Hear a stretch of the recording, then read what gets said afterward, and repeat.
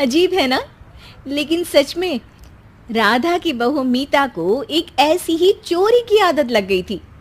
जहां वो कभी किसी होटल से चम्मच चुरा लेती तो कभी किसी दुकान से टॉफी। शुरू में तो उसकी इस आदत को कोई पकड़ नहीं पाया, लेकिन जब ये आदत बढ़ गई तो एक दिन मेरे पास कितना अच्छा कलेक्शन है चोरी के सामान का।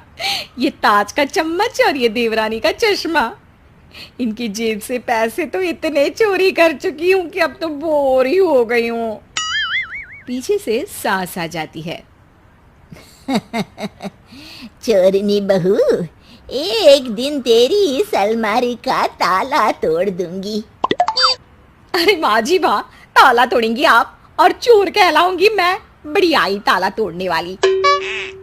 सास वहां से चली जाती है, पर बहू के हाथ में सास का हेयर क्लिप था।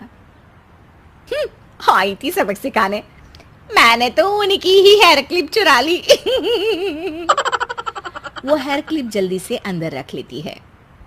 एक दिन मीता पति के साथ एक शादी में जाती है जहाँ कई लोग होते हैं।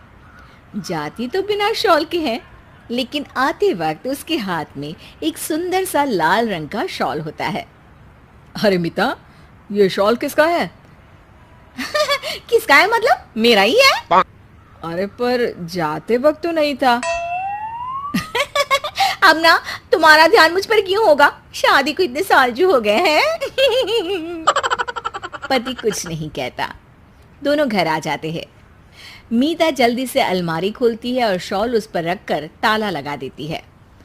अरे ये अलमारी में हमेशा ताला क्यों लगा रहता है? मैं भी नहीं जानता कि मेरे ही कमरे की एक अलमारी के अंदर क्या क्या रखा है। मीता पति को आंख दिखा देती है और वहां से चली जाती है। एक दिन वो सास के साथ बाजार जाती है। भैया, आम कितने के दोगे? 100 रुपए के 5। अरे भैया 6 दे दो 100 रुपए के। नहीं नहीं अम्मा जी, नहीं हो पाएगा। अच्छा दे दो चलो। सास आम लेकर घर आ जाती है, लेकिन ये क्या, घर में तो 7 आम थे, तो ये 2 आम। सास समझ जाती है कि हो ना हो ये काम बहू का ही होगा। वो अपने बेटे के पास जाती है। बेटा, बहू की चोरी करने की आदत से काफी परेशान हो गई हूँ।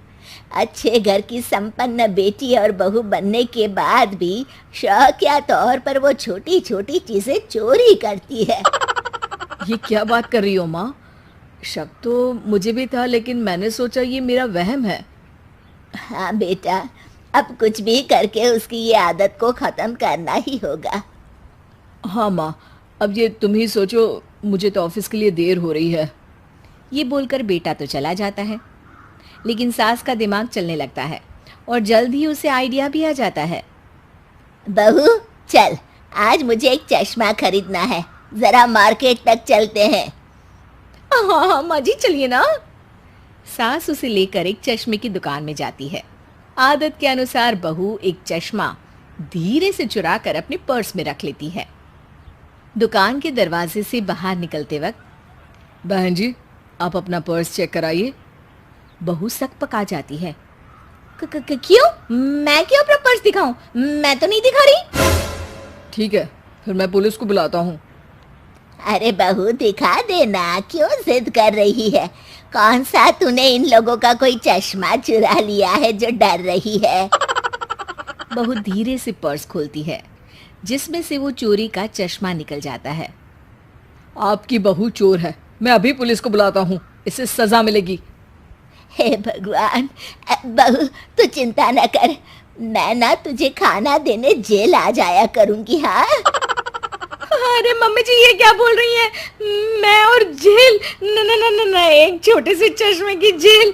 मैं पैसे दे देती हूँ बस इसके। अरे चोरी तो चोरी होती है, छोटी बड़ी क्या, सजा तो मिलेगी ही। बहू अब सास और दुकानदार के सामने हाथ जोड़कर खड़ी हो जाती है। नहीं नहीं मम्मी जी, मुझे माफ कर दीजिए, आज बचा लीजिए बस। मैं वादा करती हूँ आज के बाद किसी भी तरह की कोई चोरी नहीं करूंगी। शौक में मैंने बड़ी गलत आदत पाल ली थी, मुझे माफ कर दीजिए। सास दुकानदार से बहू को छोड़ने का आग्रह करती है और दोनों वहां से निकल जाते हैं। जाते जाते सास दुकानदार का हंसकर शुक्रिया करती है।